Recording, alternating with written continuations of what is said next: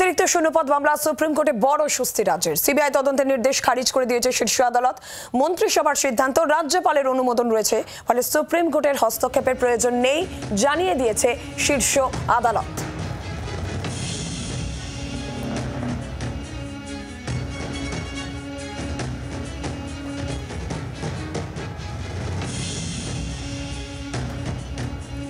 প্রধান বিচারপতির পর্যবেক্ষণ, ক্যাবিনেট যদি মেরিট দেখে সিদ্ধান্ত নেয় তাহলে হস্তক্ষেপ নয়।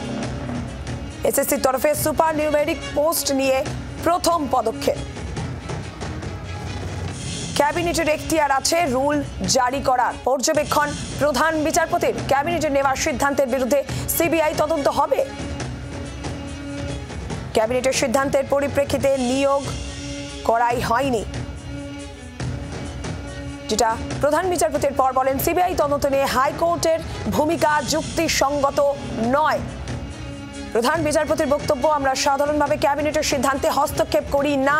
ক্যাবিনেট যদি মেরিট দেখে সিদ্ধান্ত নেয় তাহলে সেক্ষেত্রে হস্তক্ষেপ নয় জানিয়ে দেন প্রধান বিচারপতি। আর এবার আপনাদের শোনাবো বিকাশ রঞ্জন ভট্টাচার্য, আইনজীবী, তিনি কি বলেছেন।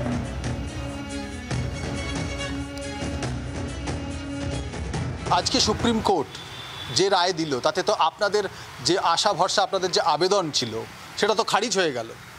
আমাদের আশা ভরসা মোটেই খারিজ হয়নি।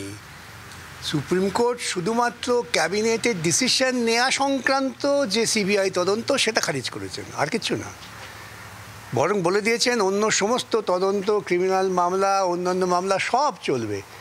অর্থাৎ সুপ্রিম কোর্টের যে মূল আদেশ, যে গোটা নিয়োগ প্রক্রিয়াটাই খারিজ, সেটা তো বহাল থেকেই গেল।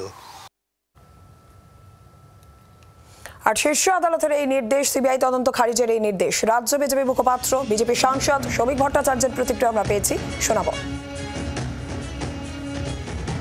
যে 27,000 চাকরি চলে গেছে প্রায়, যাদের নিয়ে মুখ্যমন্ত্রী একটা দুর্বল চিত্রনাট্য তৈরি করেছিলেন গতকাল, তারা স্বস্তি পেল কি স্বস্তি পেল না সেটাই সবচেয়ে বড় প্রশ্ন। প্রশ্ন হলো ক্যাবিনেট স্বস্তি পেলে? কোন সুস্পষ্ট নির্দেশিকা কিন্তু মহামান্য আদালতের তরফ থেকে নেই। আজকের মামলার রায়ে তারা কি চাকরি পাবেন, তাদের কি নিয়োগ হবে?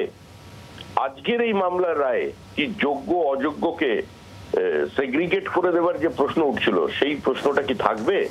কারণ এই রায় দিতে গিয়ে মহামান্য বিচারপতি যা বলেছেন যখন গোটা প্যানেলটাই সেগ্রিগেট না করে যাওয়ার জন্য ক্যান্সেল হয়ে গেছে, তখন আর এই প্রশ্ন থাকে না। অর্থাৎ সমস্যা যেখানে ছিল সেখানেই আছে। স্কুলের নিয়োগ এই মুহূর্তে সম্ভব হবে না। তৃণমূল কংগ্রেসের দ্বারা কোনো স্বচ্ছ নিয়োগ করা সম্ভব নয়।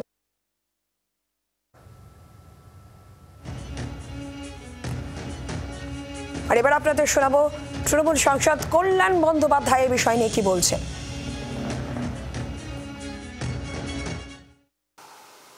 আজকে সুপ্রিম কোর্টে মাননীয় প্রধান বিচারপতির বেঞ্চ আজ দুটো কথাই বলেছে। এক নম্বর হচ্ছে যে ক্যাবিনেটের ডিসিশনকে কখনো চ্যালেঞ্জ করা যায় না। ক্যাবিনেটের ক্ষমতা আছে কন্ডিশন রিল্যাক্স করার,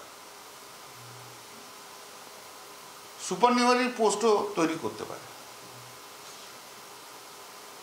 আর এটাতে হাইকোর্ট কি করে ক্রিমিনাল ইনভেস্টিগেশনের অর্ডার দিতে পারে?